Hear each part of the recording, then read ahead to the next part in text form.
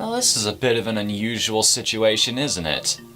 Before we start here, I just want to say I did not mean for all three of the Mario games to show up right next to each other. It just kind of happened to work out that way.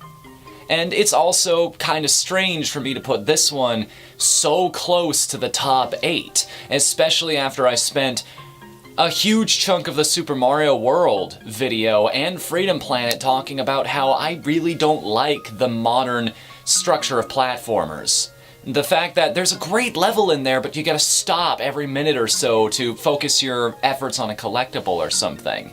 So, I mean, it looks good, it plays good, there is some great level design when you're not being slowed down by said collectibles, and it's got some fantastic music, even in the vein of Mario. This is a really high bar to set, but no, that would not be enough to push it up to the top. No, the sole reason this game is so high up, the one thing that makes me hold it in as high regard as I do, is because of my little sister. She and I played through the entirety of this game. I don't mean just going up to the credits, like beating the final Bowser fight. No, we went way beyond that. We went all the way into the extra stage. We unlocked Rosalina. We got every single golden flagpole, every single coin. We collected everything you could possibly get and found every single shortcut leading to every single place. We even found all of the warp pipes together. That's how thoroughly we explored this game. The one thing we did not do together was Champions Road. We were so close. We were so close to beating that level. I haven't even watched videos of this level. That's how...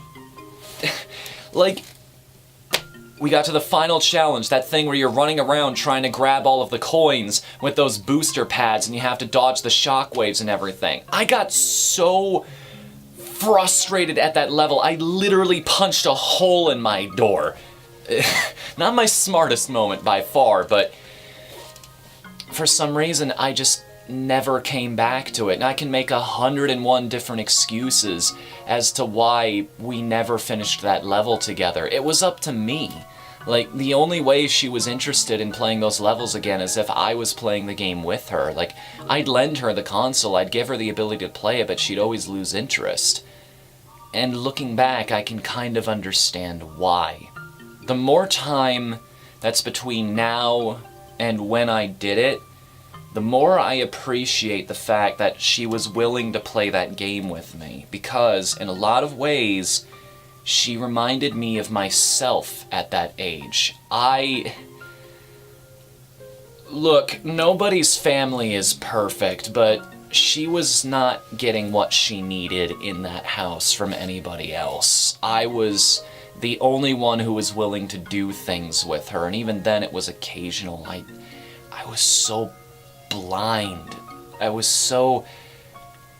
feel it's equatable to how a parent feels when they realize they didn't spend enough time with their child. They only got one chance. They only got one ability to appreciate all of that time they spent with this person during their formative years. The more I look back on it, the more I regret all of the things I said about the game. The more I realize how much fun I was actually having, how much I appreciated the fact that she was there and she was willing to give me some kind of social interaction at a time where I had none. I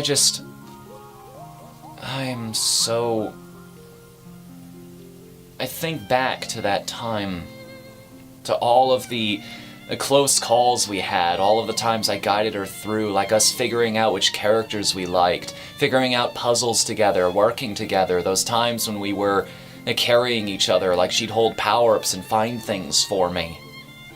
We'd collect coins, we'd climb walls looking for secrets, we'd do all of these things, and for some reason I felt like I just wasn't happy enough because I wasn't working on videos at the time. I have not sold that console. Did you know that? I have not sold my Wii U or my copy of that game, in the faint hopes that one of these days when I go back to visit my family down there, I'd be able to bring them by and maybe we'd complete our love for this game finally. Maybe we'd be able to finally do what we always set out to do. And maybe this time I'd approach it with a brand new mindset. This time I'd remember to actually show the fact that I'm enjoying myself. If you're watching this, I don't want to say your name because I don't want to embarrass you, but if you are watching this, God, I'm sorry. Thank you for being there. This is not a joke. This is not me being facetious at all, kiddo. I miss you. I miss you so much. And I can't wait to see you again when I come out there. Soon. Hopefully soon.